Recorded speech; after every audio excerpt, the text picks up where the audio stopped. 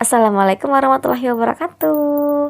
Halo semuanya, dimanapun kalian berada, semoga kalian semua yang menonton video ini dalam keadaan sehat walafiat, tidak kekurangan satu apapun. Amin, amin, amin ya robbal alamin. Alhamdulillah, kali ini saya Indah berkesempatan untuk sharing tentang optimasi personal branding lewat sosial media. Sebelumnya, kita semua telah mendapatkan materi tentang personal branding. Nah, kali ini kita akan belajar lagi bersama-sama bagaimana cara mengoptimasi personal branding kita lewat sosial media. Sebelum itu, kita harus tahu dulu nih apa yang dimaksud dengan optimasi sosial media. Optimasi sosial media artinya kita menggunakan sosial media sebagai penghubung untuk mengembangkan bisnis dan meningkatkan personal branding kita secara online. Pengoptimalan sosial media dilakukan dari cara yang sederhana seperti media monitoring hingga optimasi ads yang lebih kompleks yang bertujuan untuk meningkatkan penjualan. Nah, selain itu, optimalisasi media sosial juga bisa digunakan untuk menjangkau lebih banyak calon pelanggan serta meningkatkan kunjungan ke akun sosmed atau ke website kita. Nah, platform yang bisa kita gunakan itu banyak ya, seperti Facebook, Instagram, Twitter, YouTube, TikTok ya kan. Nah, kalian boleh pilih mau meningkatkan personal brandingnya di platform yang mana, ya kan. Selanjutnya kita masuk ke keuntungan optimasi sosial media. Pasti kita punya keuntungannya. Yang pertama, memperoleh pahala berlimpah. Nih, yakin ya, jika optimasi berjalan mulus, sosial media bisa menjadi sarana meraup pahala yang berlimpah. Ingat kan, di dalam Islam itu semua perbuatan ada ganjarannya. Mau yang baik, mau yang buruk, semuanya ada ganjarannya. Nah, termasuk juga dalam bermain sosmed. Saat kita memposting hal baik, insya Allah pahala dan hal baik juga yang kita dapatkan. Begitupun sebaliknya ya. Jadi, kita sebagai seorang muslim harus bisa memanfaatkan sosmed itu sebagai ladang pahala kita, ladang amal kita. Yang kedua, memperkenalkan produk atau jasa.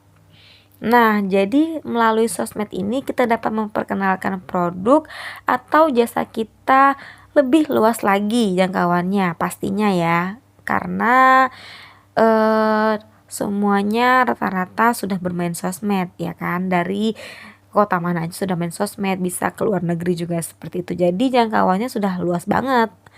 Yang ketiga, yaitu menghubungkan Anda dengan konsumen. Maksudnya menghubungkan penjual dengan konsumennya, sudah pasti ya. Yang keempat, meningkatkan keuntungan dari bisnis yang dikelola.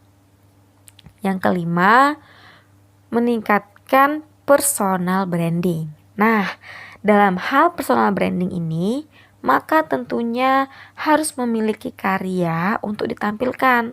Dengan optimasi sosmed, maka personal branding akan lebih kuat lagi, akan lebih dipercaya lagi oleh orang-orang atau netizen, ya kan? Selanjutnya, ada beberapa faktor dalam optimasi sosial media. Yang pertama pastinya adalah faktor profile.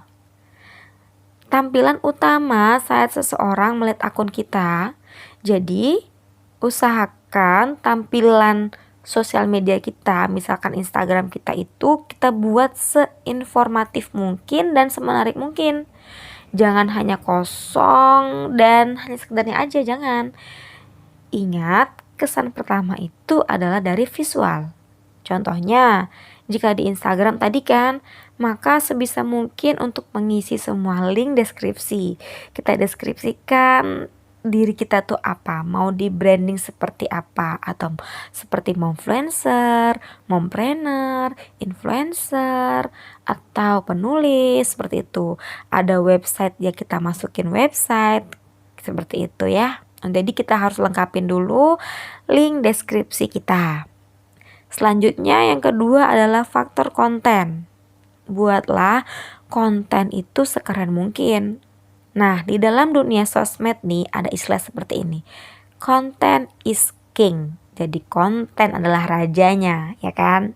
Jadi buatlah ide dan konsep konten yang menarik. Jangan asal, ya.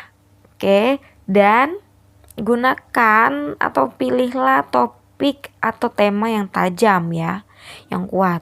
Misalnya nih seorang pebisnis nih kita, maka postingan-postingannya berhubungan dengan bisnis. Kenapa demikian?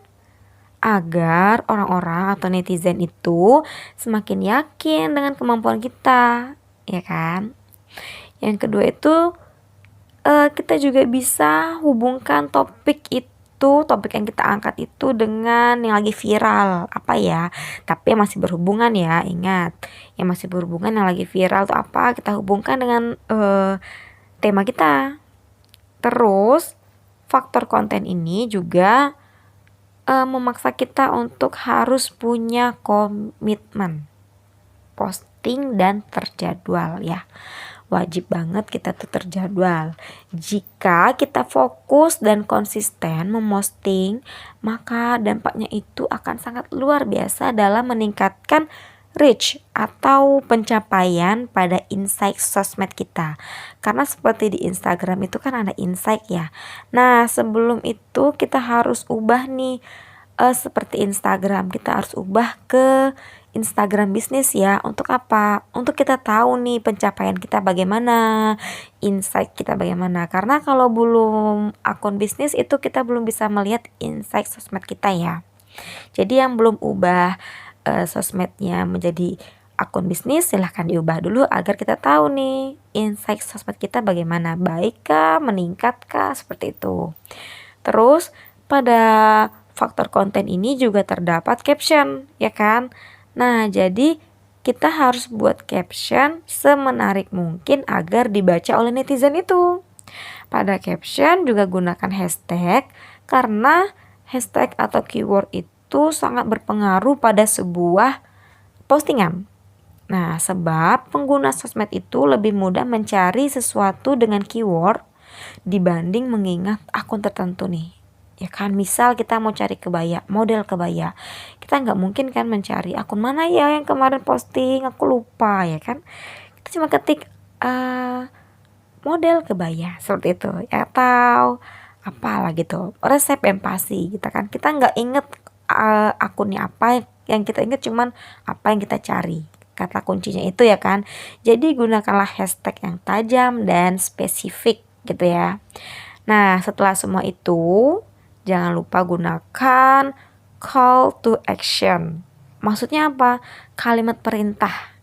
Contohnya seperti kalimat ajakan untuk follow, like, comment, and share postingan kita, ya kan? Ada kan kalimat di caption itu, jangan lupa follow akun Instagram ini, like dan share, komen, seperti itu. Oke? Nah, faktor yang ketiga adalah faktor interaksi. Faktor interaksi atau engagement ya dalam sosmed juga menjadi pengaruh yang besar untuk mengoptimalisasikannya. Aku punya tips berinteraksi di sosmed. Nih, yang pertama, balaslah komentar dengan komunikatif. Kenapa? Agar menimbulkan interaksi lanjutan seperti jangan cuman mantap, bagus dan kayak gitu. Jadi komennya apakah Anda suka dengan postingan ini? Setuju nggak sih dengan postingan ini? Jadi kan orang-orang netizen itu berinteraksi lagi dengan kita, akan menjawab lagi ya kan? Nah, yang kedua, gunakan fitur-fitur interaksi. Contohnya ada fitur polling, kita bisa polling, atau pertanyaan ya kan. Jadi netizen itu, follower kita merasa dihargai nih. Berada mereka kan diajak komunikasi. Terus yang ketiga, beri apresiasi melalui inbox atau DM-nya. Contohnya ucapan terima kasih telah menyukai postingan ini, terima kasih telah menjawab pertanyaannya jika ada postingan yang bertanya, seperti itu. Yang keempat, balaslah inbox yang masuk. Nah, ini wajib ya. Misalkan ada juga yang inbox menanyakan apa, jadi kita balas, kita balas semua inbox yang ada. Yang kelima, yaitu mention dan tag orang lain. Hal ini juga dapat menguat interaksi kita. Jadi kita saling tag, saling mention gitu. Nah, ini faktor yang ketiga, interaksi. Faktor yang keempat adalah faktor eksternal. Untuk faktor eksternal ini berupa iklan yang berbayar ya, seperti ads ya. Dengan menggunakan iklan juga dapat mengoptimasi akun sosmed kita ya kan. Kalau menggunakan Instagram Ads, Facebook Ads itu kan jangkauannya lebih luas lagi ya, lebih luas lagi. Nah, itulah untuk faktor-faktor optimasi sosial media. Nah, yang terakhir masuklah ke tekniknya. Teknik optimasi sosial media. Yang pertama ada organik nih. Teknik organik banget nih ya. Caranya adalah yang kita lakukan dengan menampilkan feeds dan branding Instastory itu dengan rapi ya kan, dengan visual tadi. Selain itu kita juga dapat menggunakan hashtag-hashtag yang tajam atau yang viral yang masih berhubungan dengan konten kita pastinya. Nah, pada teknik organik ini selain kita memposting konten yang menarik, hal lain yang dapat kita lakukan adalah dengan saling follow akun orang lain, saling like, saling komentar di postingan orang lain. Hal itu juga dapat menaikkan interaksi akun kita.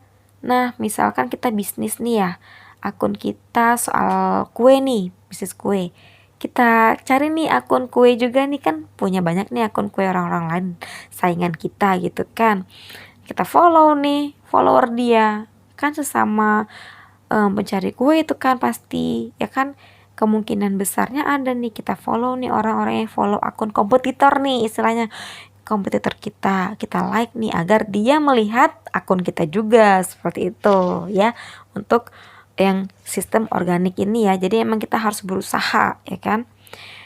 Yang kedua, sistem semi organik. Nah, pada teknik semi organik ini kita bisa menggunakan selebgram, influencer atau akun-akun publik seperti itu ya kan, atau tokoh-tokoh untuk membantu kita mempromosikan produk kita ya kan. Kalau influencer kita kan ada kontraknya ya, kita berbayar juga sih, ada yang berbayar, ada yang barter seperti itu ya.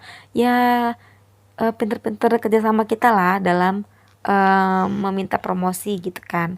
Ada yang mau bayar berapa tarifnya seperti itu. Itu untuk yang semi organik ya. Jadi kan mereka juga men-share, mempromosikan ke follower mereka ya kan. Nah, yang ketiga, yang terakhir itu adalah paid, berbayar. Nah, untuk berbayar ini sama kayak yang tadi faktor eksternal ya, yaitu seperti Instagram Ads, Facebook Ads, itu udah pasti ya jangkauannya lebih luas lagi ya kan.